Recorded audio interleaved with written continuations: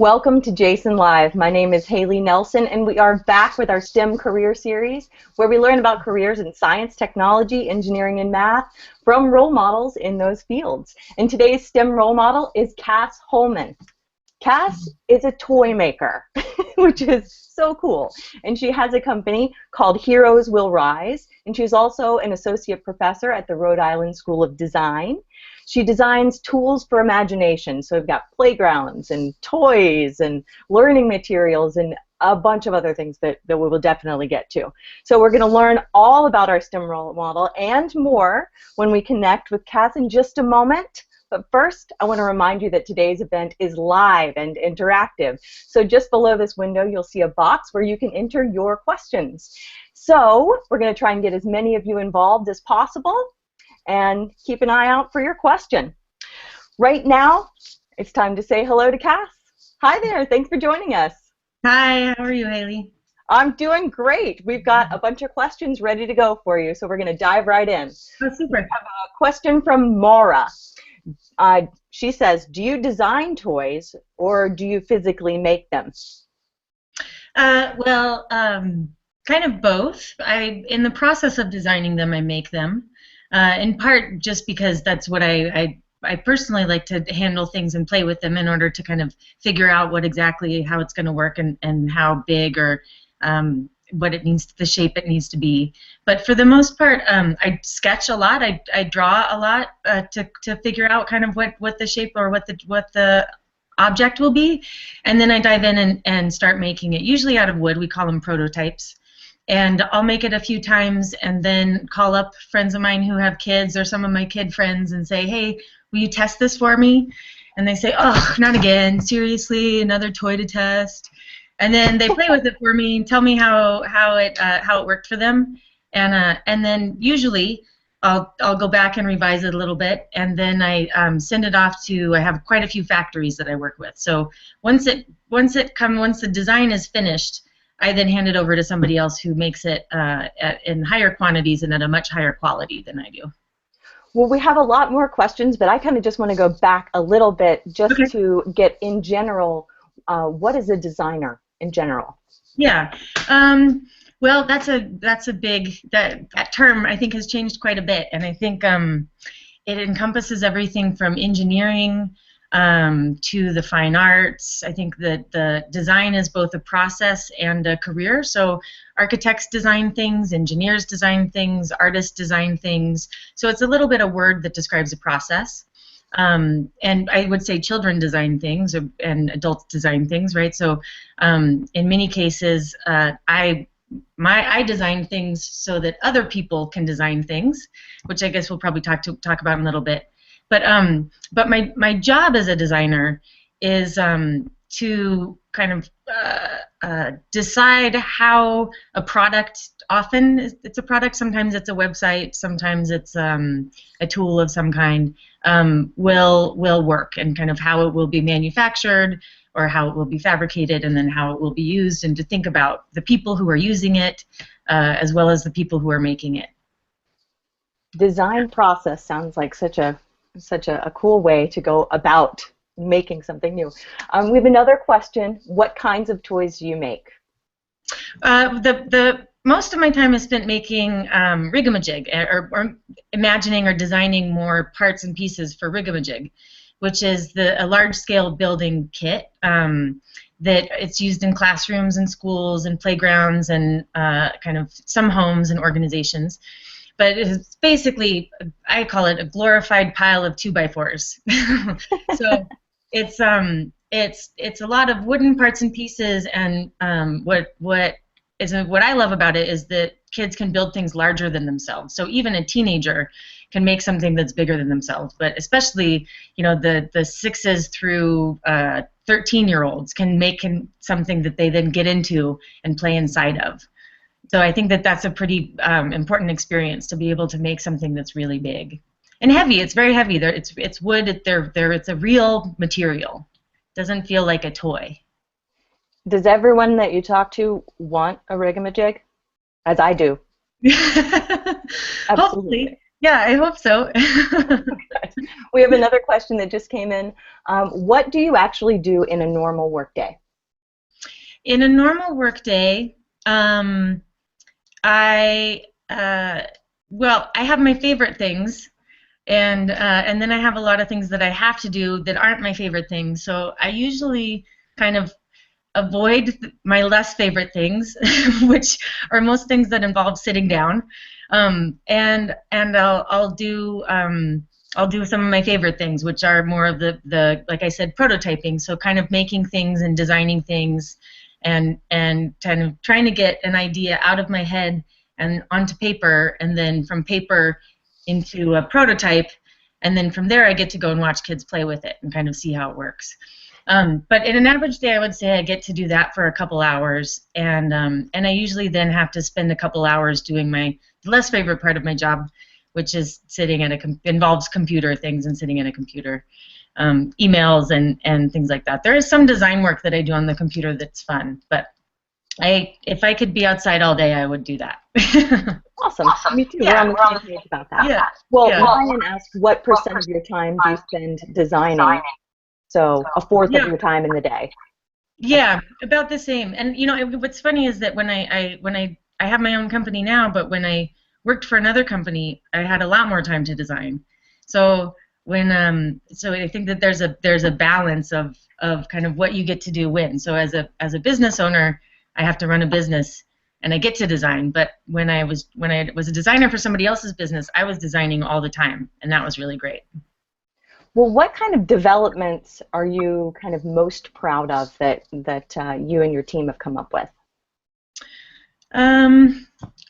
Actually, the way that Rigamajig has kind of we call it a launch when something is new and kind of emerges into the world or into the market. But the way that Rigamajig has kind of come into the world and been used and tested by teachers and children, I think I'm proud of, but I also would never kind of say that I did intentionally. The idea behind Rigamajig is that it doesn't have any very prescribed instructions. So part of what children really like about it is that they decide what to build and how to build it. And in the process of building it, they figure out how to use it. And they're also inventing constantly because they're not following a, you know, so if I were to say, I would say build a way to lift a bucket rather than saying build a crane, because a crane, they know what that is, but crane is one way of lifting a bucket. There are numbers of ways of lifting a bucket. And so by leaving it a more open-ended prompt, which often kids don't even want to prompt, they just want to get in and build, they're able to invent different ways of solving any one problem. And so that I'm proud that that kind of worked, right? That I was thinking of that when I designed it, and that now when I watch children play with it and teachers, and the way that teachers are using it in their classroom, I see that that was successful. So that's exciting. And I also am really proud that the teachers and the children are in fact designing how to use it. So, you know, again, it didn't come with instructions, and I think teachers are very creative people. And when they're given a chance and a really good material, they go crazy, you know, and so they collaborate with the children to figure out how best to use something in the classroom. And I think that's happening with Rigamajig in a really exciting way. And you made a toy that takes on a life of its own. That's so neat. Yeah. Yeah, I see so many things that I wouldn't have thought of. You know, I designed it thinking what are some parts and pieces that can do a lot of things, but then I'll see things that kids do with it, and I'm like, that's so cool. I have the same feeling when I watch my children build something. It's like I would never do it that way. Like mine would be so much, even just building a stack. Anyway, yeah. We have a comment from Grayson, and this is actually close to what you were just talking about. He asked, what was your most famous toy that you've ever created, and how long did it take you to create it? Well, I worked with an architecture group called Rockwell Group, and when I was working there, I worked on the Imagination Playground, these big blue building blocks, and those have done really, really well. And that took us probably 2 years actually to develop. in part because we wanted it to be, we were thinking of it as a playground. And so that was kind of a new area to bring loose parts and bring this other kind of materiality and call it a playground, and be really intentional about wanting it to be used outdoors and collaboratively between kids who don't know each other.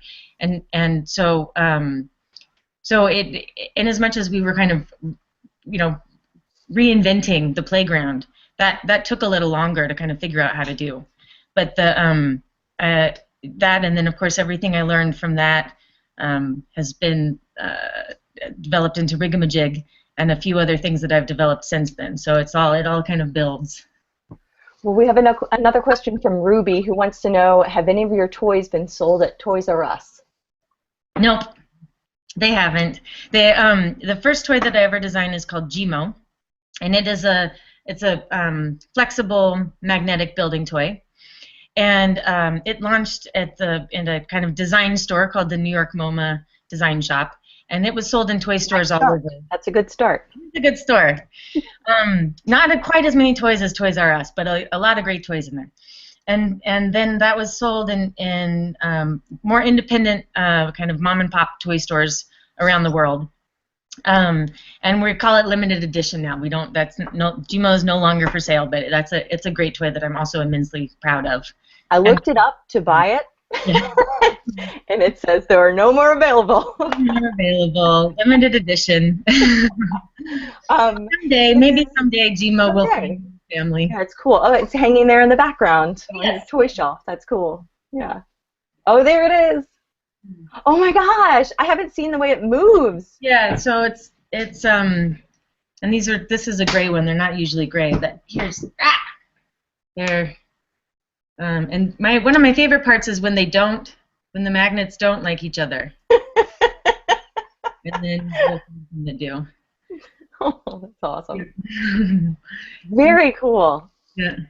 I want one. Anyway, Mrs. Christopher's class asks, what's your favorite toy? And I'm not sure if this means what's your favorite toy that you've made or your favorite toy ever to play with. My favorite, well, my dog. And that's been true since I was a kid. My dog has always been my favorite toy. But, or the river. When I was a kid, I spent a lot of time at the river, so the river was my favorite toy, along with my dog. And then from there, as things get smaller, you know, the tree in my tree house was my favorite toy. I spent a lot of time with Legos. I still love Lego. And actually, the first round of the 70s, the first round of Star Wars action figures, my sister and I spent a lot of time playing with those in the tree or in the yard or at the river. We would have gotten along very well. Yes. Yeah. Yeah. Let's see, we have a comment from STEM6. Oh, what kind of materials do you use to make your toys? Well, for making prototypes, actually, and I think this relates to what you guys might be doing in middle school, you know, some people think that they need a wood shop, or they need, you know, some of this 3D printing technology or a laser cutter or a CNC, you know, to make stuff. But in fact, I use a lot of cardboard, paper, glue, dowels, or clay. Because part of what I'm doing, like, for me, the process of designing and the way that the role that making plays in the designing is to kind of figure it out. So it's not about making a beautiful thing. It's about that these little, I call them sketch models, are helping me figure out kind of what the finished thing might be. So let me show you really quick. Woo! Wow.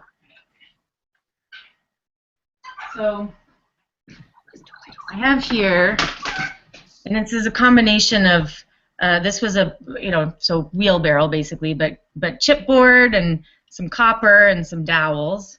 And then this is a scale model that I made that has a combination of laser cut wooden parts.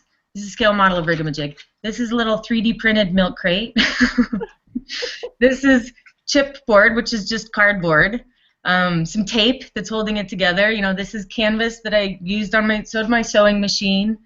And then these are also kind of 3D printed. So I'll take and they're scale models of the full-scale rigamajig. Hold on. I love we're actually getting to see all of these things. Thank you. Trying to figure out what everything is in the background here.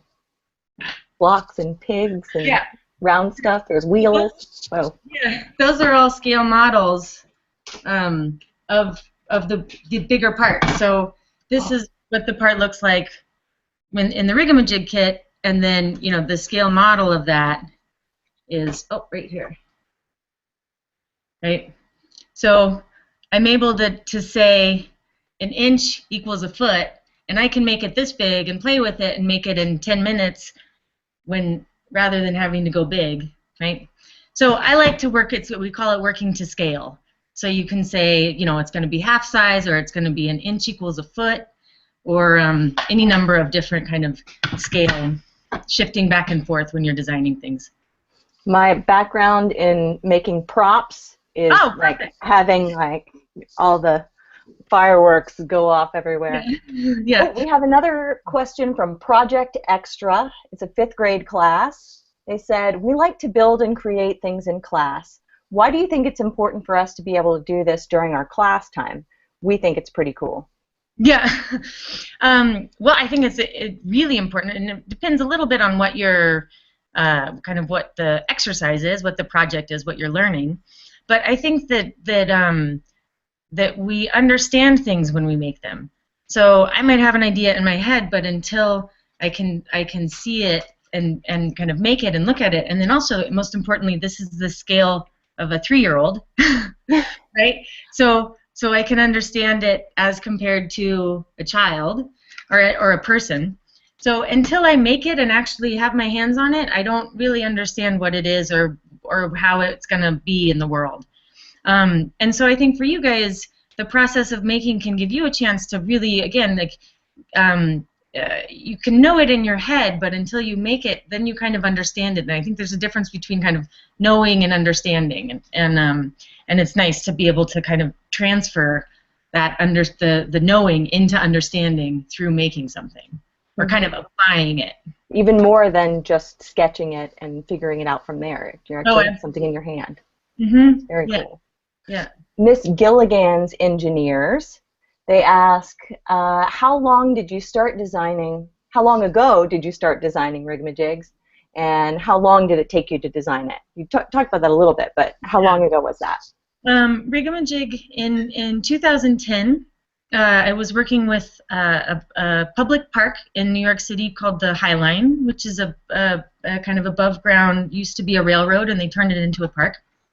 And they asked me to kind of figure out a way, design a playground.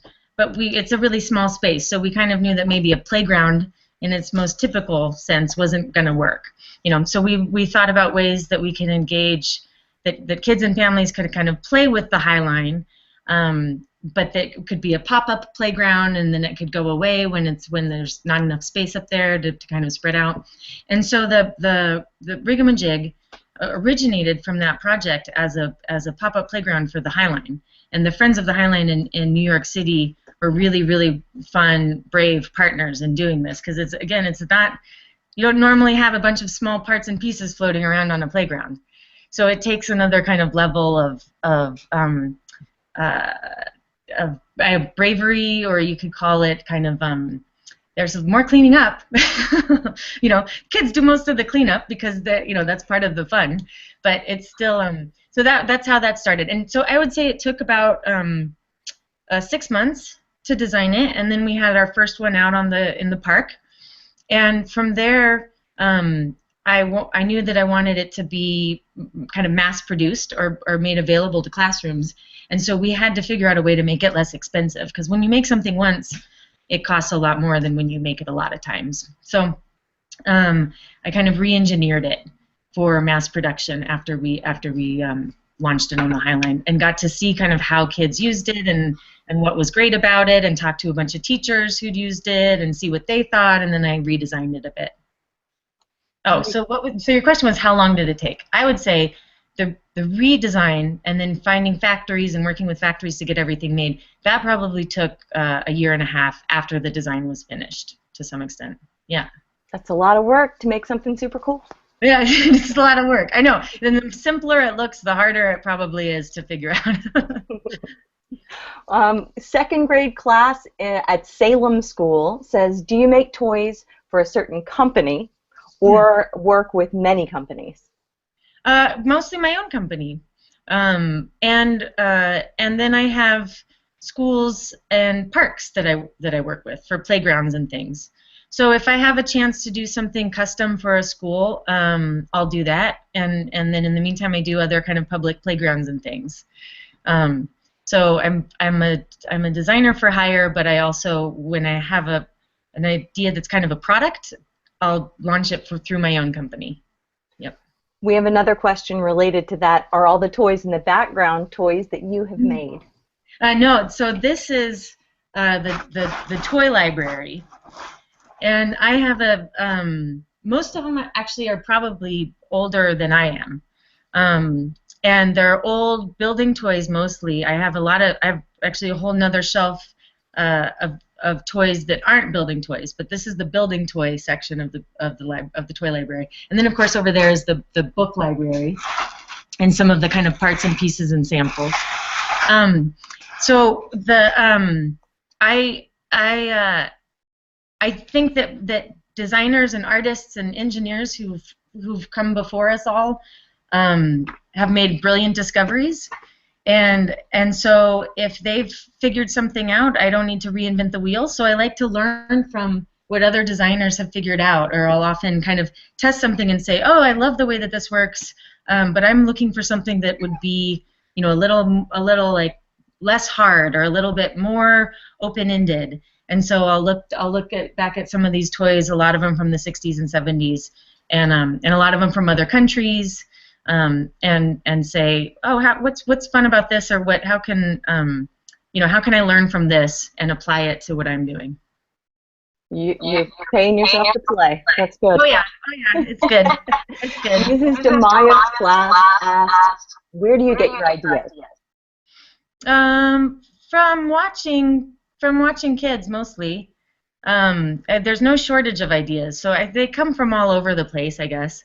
And they come from when I'm playing. I spend a lot of, as I mentioned, I play a fair amount.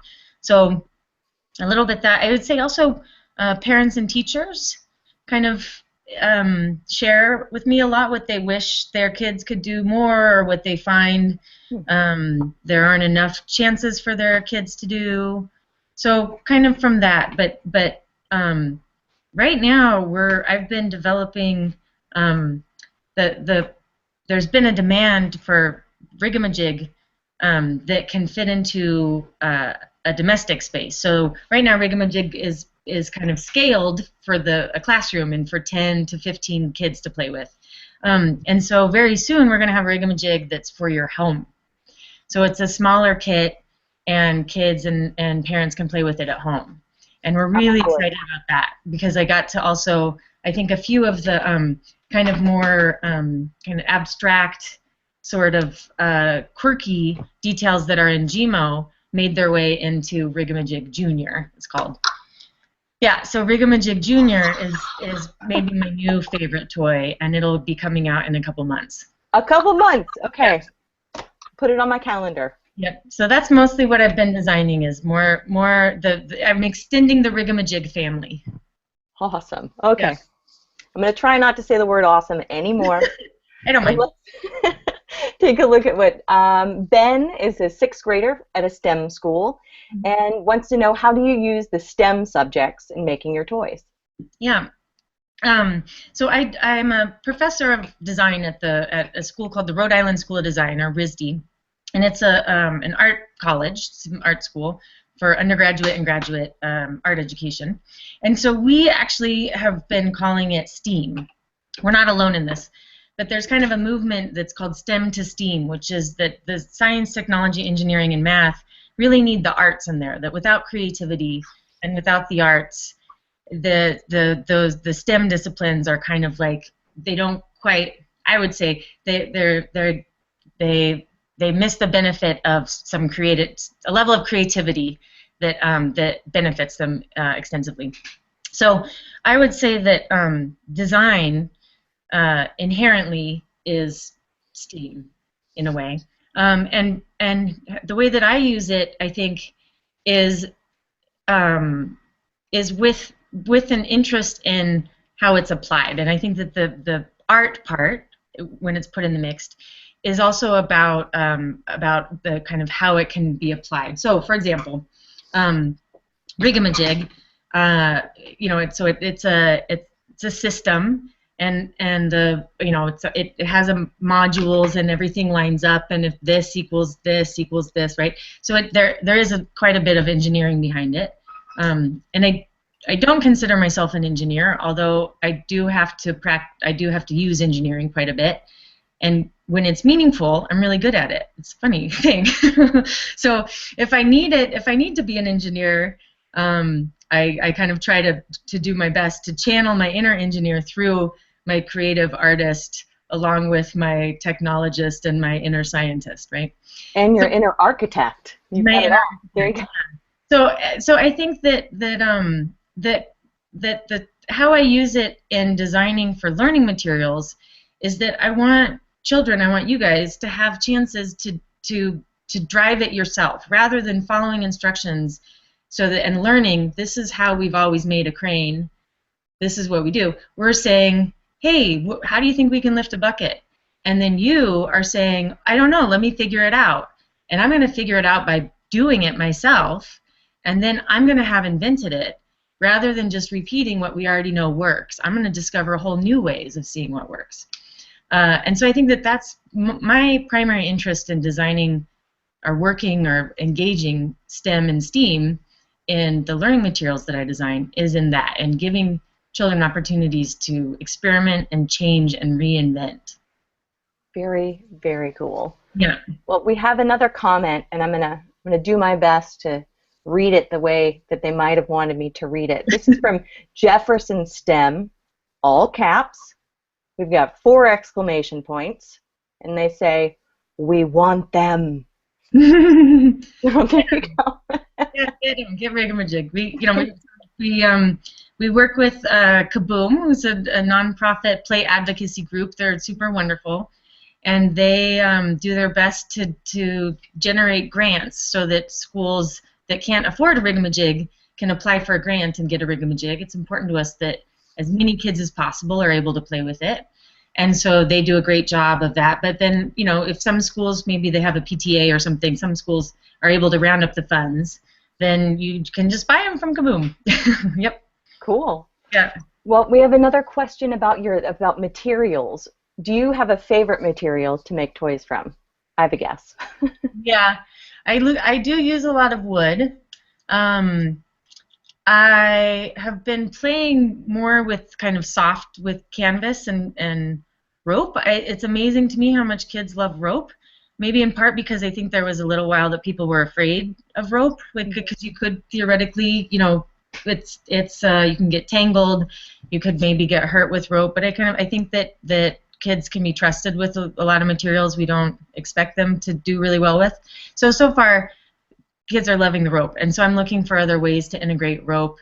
And what I like about the rope in particular is that, back to your question of kind of what's discovered when or kind of what's done with it that I wouldn't have known. I see children. So Rigamajig has these planks and the nuts and bolts, right? And I never expected that the rope would be used to connect the parts. I thought only nuts and bolts would be used. So I see kids have sewn together the wooden pieces with the rope in this way that I think is so brilliant. Yeah, why do we need hardware to connect 2 pieces of wood? We can sew them together. So I'm interested in how that might, and that again, that's something that kids discovered in the design of Rigamajig, and then I'm saying, oh, cool, let me help give you more tools to keep exploring that design. I love that. Just adding to what you've already got to make it even more interesting. It's like the Montessori philosophy, where you're seeing what somebody's interested in, and you just keep fueling what people are into. That's very neat. Yeah, I don't need to tell anybody what they I think that kids know what they need to know to some extent. All right, we've got a question from Umar at JCD STEM asking, how many toys have you made? And a combo question, what is your company name? Oh, the company is called Heroes Will Rise. And our tagline is "Good toys make good people." And the company has made, well, right now we sell just one toy. Right now, Rigamajig is our only toy that's on the market. We have sold Gmo and a few other things that are happening through other companies, but Rigamajig. But how many toys have I made? I would say upwards of 50. And of those 50 toys, how many, how many of them are kind of bought and sold? Like 3.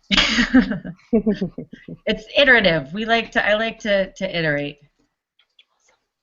We have another one. How many different Rigamajig pieces are there? Oh, that's a good question. I think that there are currently in the basic builder, I think that there are 18. And it's combination. Some of them are plastic, and some of them, this is a new plastic bracket. And some of them, most of them are wood. But then we have little canvas buckets and the rope and things like that. And how do you come up with the names for your toys? Oh gosh, well, Rigamajig was fun, and I talk to friends, and we kind of brainstorm, write down a bunch of things, and we find something that we like, and then we'll kind of try it on for a while, and see if it sticks.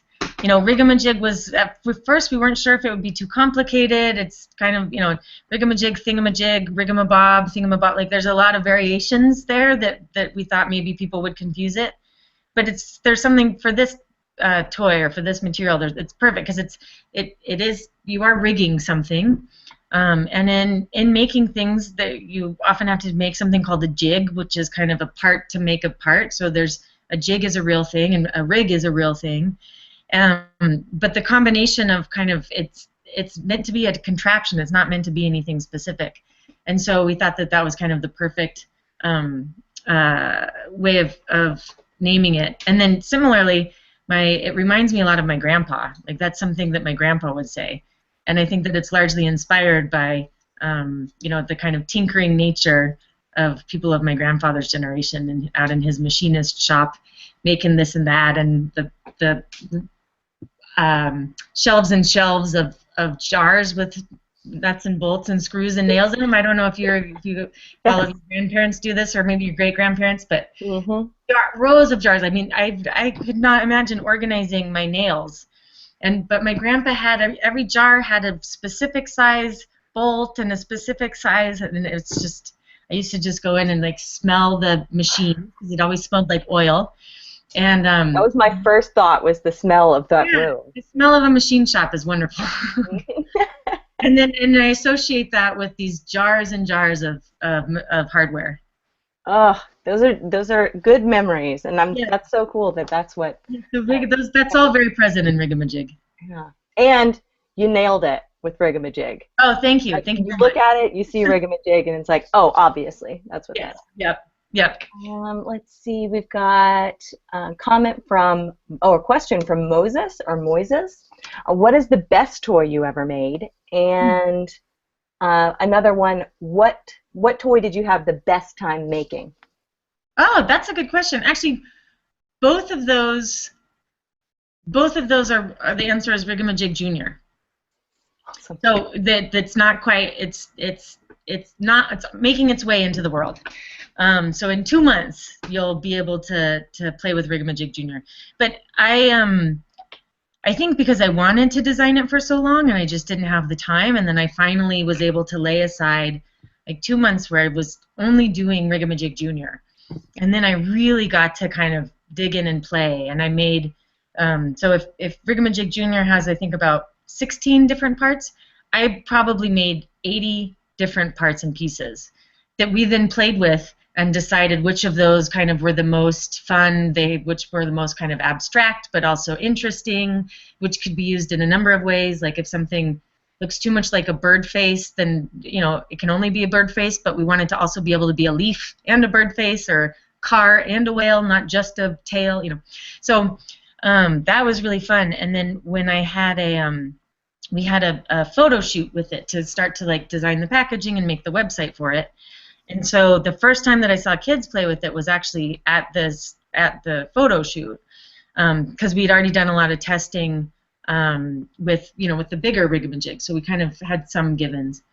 And the minute that I saw the first few kids come in and start playing with it, I realized how good. I hadn't gotten to kind of sit back and watch it yet, and then I realized that it might be the best thing I've ever designed.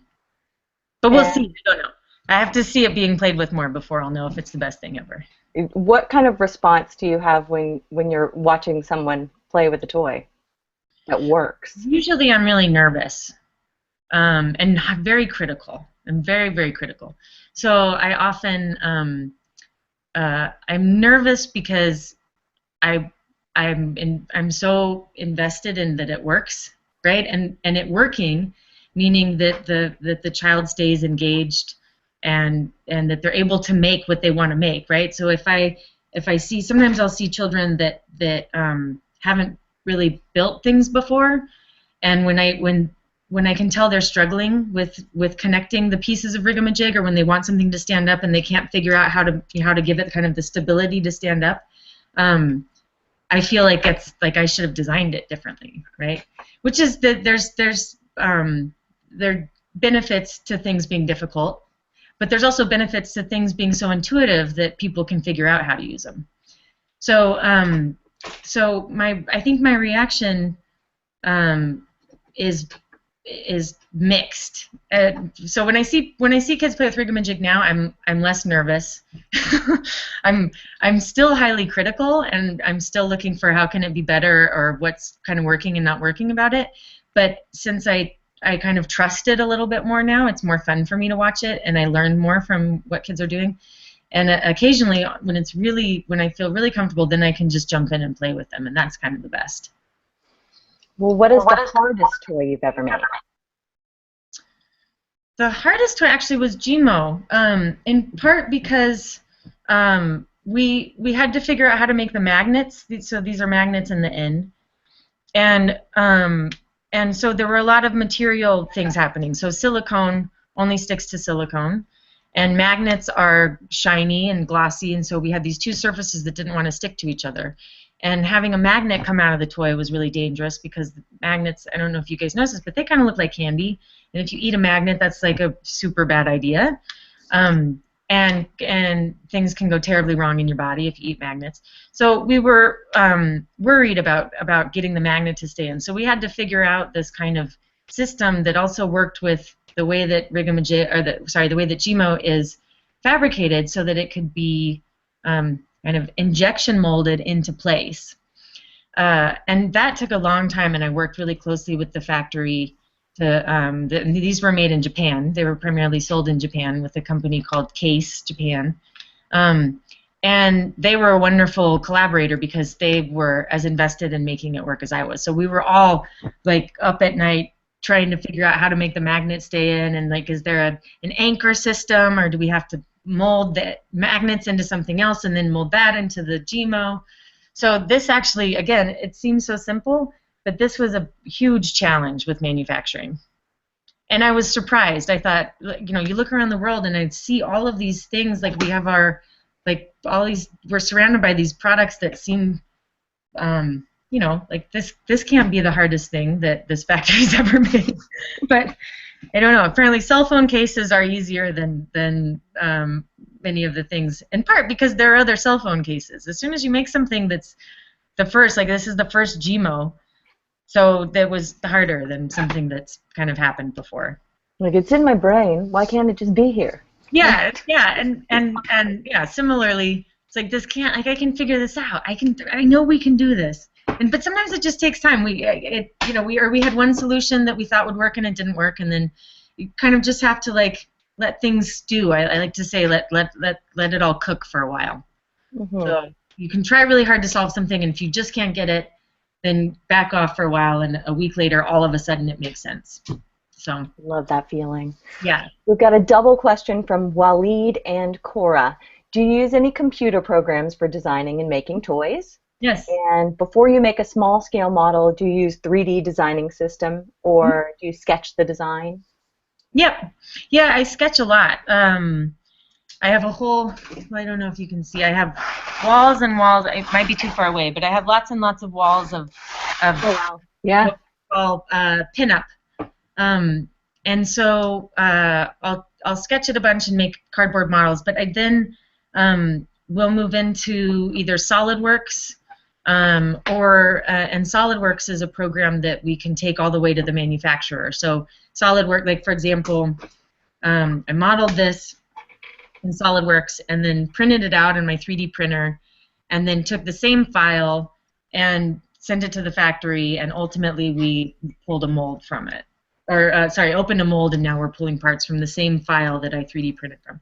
So some of the software, like SolidWorks, goes all the way through. But then there's other software, and there are dozens of them now. And one that I've seen used in libraries is 123D, and a couple others that live in the cloud. So kids can get in, model some, kids or adults, or even the Google program SketchUp. You can get in and model something really quick, and either 3D print it or kind of visualize it, see what it would look like really quickly. And that's kind of often it doesn't do much more than visualize. You couldn't go all the way to molding with it, but it's kind of, there are different. I don't have any one tool. And then of course I use a lot of Photoshop and Illustrator and InDesign for other ways of visualizing, and Rhino, but more SolidWorks for modeling. Yep, there's your computer time all right there. Yeah. Have you ever, here's another question from a STEM program, have you ever designed with someone else? Oh yeah, always. I think everything that I've designed with someone else, whether it's with the kids who are testing it or with the teacher who's telling me what they need in the classroom. I have a lot of, I work with other designers quite a bit. I have an incredible business manager who designs with me, but also kind of tries to figure out how to, here's the thing that this is a little bit of an aside, but not every great toy necessarily will kind of survive on the market. Right? So I might have an incredible invention that's the coolest thing you've ever played with, but if we can't make it cost under $100, then it doesn't ever get anywhere. And so there are a lot of people involved trying to take a great idea and make it actually a great product, right? Because those aren't the same thing, and not every great toy is a great product, and not every great product is a great toy, right? So, so that's a big part of the process, is just trying to make things affordable so that people can have them. But I work with graphic designers, and Santa's Elves. Santa's Elves. Santa's Elves, yes, plenty of Santa's Elves. I should have mentioned the crew of fairies that come in from the forest and help me build things. My dogs, because they have to taste everything every once in a while. Well, we have more questions. Oh, do you have any books that go with your toys? Yeah, Rigamajig comes with a booklet that talks about kind of its origin and some suggestions on how to use it. But let's see. I have a lot of books that I use in my design process. And there are also a lot of really old books. In the 70s, there was a movement to kind of for communities to build their own playgrounds. So there are a lot of kind of books that, and there's a gentleman named Jay Beckwith who is kind of a legend in the playground industry. which is good to know that there are legends in the playground industry. He wrote a book that has instructions on how to build your own playground, and beautiful illustrations and diagrams, and it's like how to use a tree and some rope and a tire. And so I look at those books a lot because I think that's ideal if everybody is making their own playground and they don't have to have a budget and specific things. I mean, there are benefits to both. When you have a budget, you can have a different kind of playground than when you have a tree. But having a tree is often all you need, and if it's all you got, then that'll do. Well, you're looking at all of your toys really makes me want to build something. Yeah, good. You should do it. Even looking at it is inspiring. So that's got to mean something. Oh, Michelle wants to know what related to your work keeps you up at night.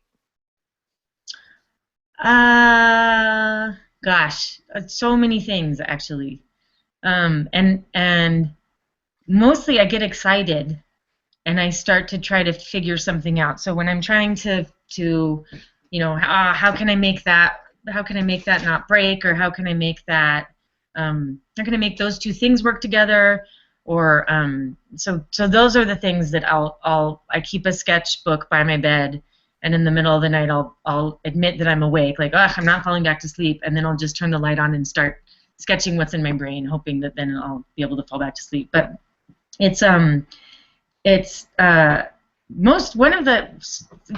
what you would expect. So recently, Rigamajig Jr., we were trying to figure out kind of how, if it lives in your house, did it want to be in a box or did it want to be in a bag? And if it's in a bag, it's kind of heavy. So we were thinking, are the kids carrying it? Are the parents carrying it? Does it live in a closet? So just thinking about kind of the domestic space and where your toys live, and then also one thing that I like about toys is that usually in a toy box that they're not separated. Your Legos are in there with Barbie, like everything's just in there, and the stick that you whittled last summer is in there next to the Tinker toys and the Play-Doh. It's all mixed in, and they all play together, which is wonderful. And so so we were trying to think about kind of how Rigamajig would fit into that system of toys in your household, and so that was really fun. And so I actually was up for a few nights designing or trying to figure out the way that Rigamajig would be stored, and kind of be able to play with other toys, but also be contained so you would have all the parts and pieces you needed when you wanted to play with it. And so that will be an exciting duffel bag, readily, yes, momentarily, yes. With a little backpack setting. Yeah, yeah. Let's go ahead and change this a little bit. Okay. We have a lot of questions about your past and how you got to where you are today. Mm-hmm. So this is from Sanjana, and Sanjana asks, when you were a kid, did you ever picture yourself being a toy maker? No, I didn't know there was such a thing. I had no idea. In the days before the internet, I think that there were a lot of us just didn't we weren't exposed to things. I didn't know. I maybe had heard the word designer, but I didn't associate that with something that I could be, and I didn't really know what it meant. And as a kid, and then when I went off to in high school, and then when I went off to college, I was excited about so many things that it was I thought I had to choose, And I think what's wonderful about of course the internet, and the fact that you guys are aware of that there's so many things, so many ways that you can kind of be in the world and pay for food, right? If that's what having a job means, paying for food. But you can have work that means something to you, first of all. But what's great about it is that you also, I think that you all are going to continue inventing the jobs that you're going to have. I don't think that we know what the jobs are going to be in 5 years, in 10 years, and especially in 20 years. And so I think that's really exciting, and I'm excited to see what jobs that we don't know exist or that don't exist now will exist in 10 or 15 years. Jetpack repair people. We're going to need some jetpack repair people. We're definitely for that. Yeah, definitely, yes. Athena wants to know what your favorite subject was when you were young and what your dream job was. I loved my ceramics class, and my dream job. What did I want to be? For a while, I wanted to be a firefighter, to be honest, because I thought that then I could have time to make art. Because I didn't know I could just be an artist. Which you can. You can just be an artist, and that is also a way to feed yourself while doing what you love. Um, yeah, so, oh, you know what? Actually, for a long time, I wanted to be an oceanographer. I really wanted to work with animals, and I loved the sea. And in sixth grade, I think we took a trip to the coast. I grew up in California, and I wanted to be kind of a zoologist or an oceanographer for some time. Well, Jefferson STEM and Sarija at the 7th grade JCD STEM want to know, when did you become a designer and how did you enter the field of toy designing? I was 28 years old actually when I realized I wanted to be a designer. Before that, I went to school and kind of took classes that I thought were interesting. There was a lot of philosophy, a lot of like critical cultural theory. I in college was when I discovered that I was actually kind of terrible at science. So I realized, well, maybe I'm not going to be a scientist. I'm not very good at doing things the same way twice, and that's pretty foundational in science. I'm also not very well, yeah. So I kind of shifted gears at some point, and I was a chef for years. I was a pastry chef for years. I worked as a research assistant in the Galapagos Islands. And then I worked for kind of a contract furniture company called CRI in San Francisco. So I did all kinds of things. And I liked all of them. I was having fun doing all of them. And I kind of in the back of my head, I kept thinking, I wonder what I'm going to be when I grow up. And I was 28 years old when I said, oh, wait a minute, there's this thing called a designer. I think maybe that's what I want to be. I realized that my art that I'd been kind of making in my basement all along could come together with some of my more practical thinking, and that felt like design. So I went back to school, and it's all kind of unrolled from there.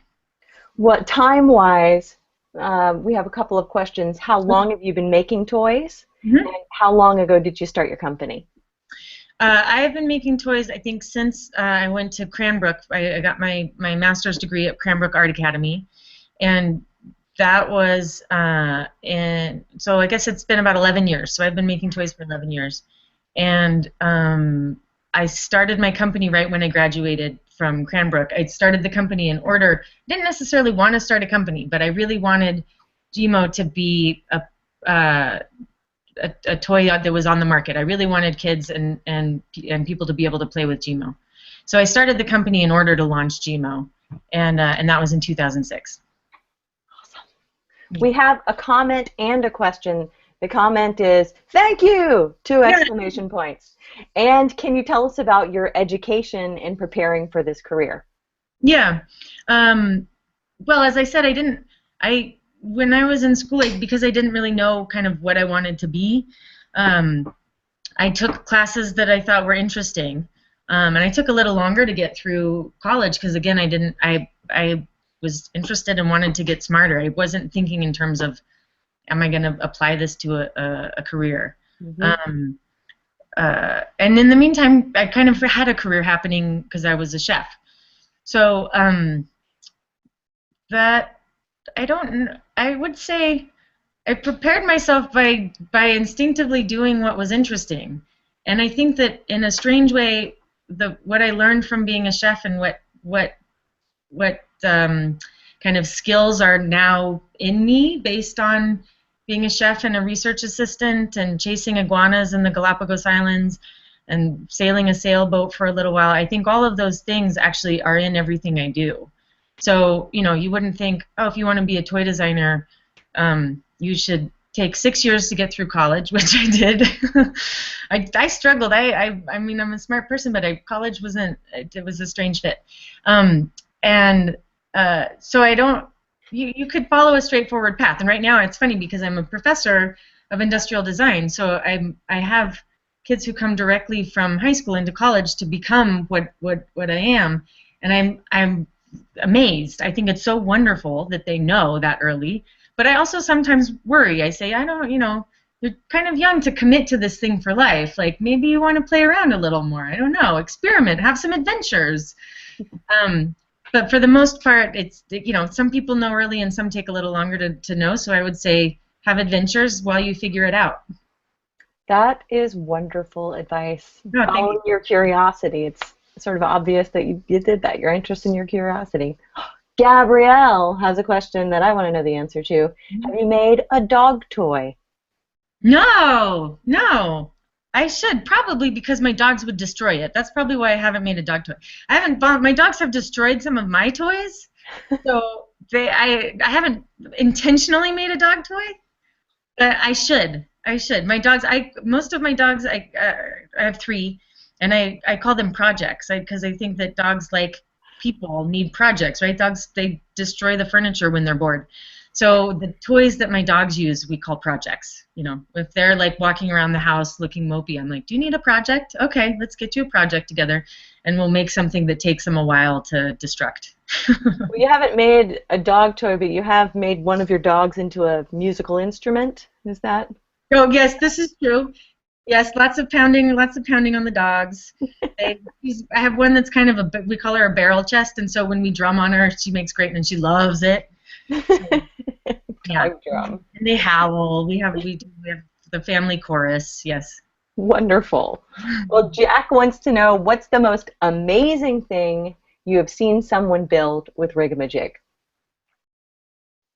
There were there's 2 things. One thing that I saw that I liked was a whole family competing against another family. So there was, I think, like 2 adult brothers with their sons competing against maybe, I think it was like grandma and a couple of other kids, these 2 groups of people who didn't know each other, and this was on the High Line, and they were just trying to see who could make the tallest thing. So at some point, the grandma had somebody on her shoulders who was reaching up to try to get this thing, and somebody else was on somebody else's shoulders to hold it while they screwed it. So it was this incredible kind of human body teamwork just to make a tall thing. So that I thought was really wonderful. What a scene.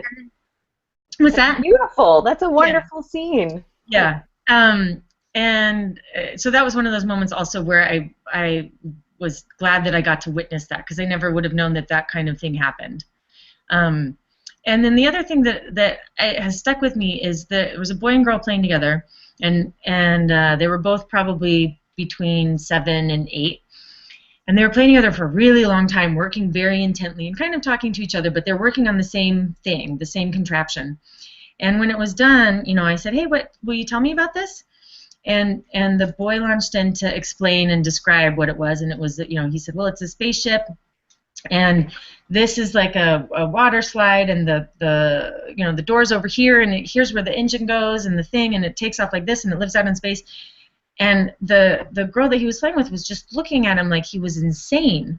And she said, what? No. And I said, what, is that not how it works? She said, no, this isn't flying elephant. And this is where the and this is its eyes. That's not a swing. This is the elephant's eyes. So they had been working together so beautifully. Hand me this, or hold that. No, yeah, that goes there, that goes there. But in their brains, they were imagining 2 completely different things. And I loved that they could be collaborating kind of with the technical part, but conceptually be imagining such totally different things. I just thought that was really interesting. Oh, yeah. I mean, at that point, do you just go like this? Yeah. Yeah. Whatever. Okay. Congratulations, it's working. Yeah. Loki wants to know, how often do you find yourself playing with your toys when you should be working? Probably way too often. way too often. And Arlet says, do you think your toys will prepare kids for the future? Absolutely, yes. Because you are going to continue to need to know how to invent things, and making things with your hands is one really great way of inventing them. And also, I think that they're great for you. they're going to build confidence. You guys need to know that you can make things bigger than yourselves, and you need to know you can do it yourself. And so to have the experience of making something that's big and saying, hey, I can do that. And then also the Rigamajig is it's wooden and it's heavy and it's solid. And that to know that adults trust you with this and you're not going to hit each other over the head and you're not going to, quit playing if you happen to get pinched or get a splinter. You're going to survive and go on and still make things. I think that that's also preparing you for your future. So, yeah. I think that's wonderful. Yeah. We have our last final question is from John Dunham at the STEM Partnership School. Alex asked, how long do you plan to make toys for? Oh my goodness! Hopefully, let's see. You guys are gonna invent some kind of live forever potion. So long as you guys stay on track, I should be able to live another couple hundred years by the time you get that serum going. And so then I've got another couple of centuries of toy invention ahead of me. Well, I wish we could keep going and going and going, but unfortunately we are all out of time. Cas, thank you so much for sharing with us today. Thank you. That was really fun, Haley. Bye, everybody.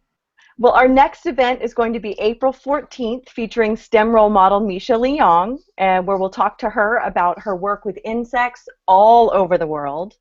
Until then, for Jason Learning, I'm Haley Nelson, and we'll see you next time on Jason Live.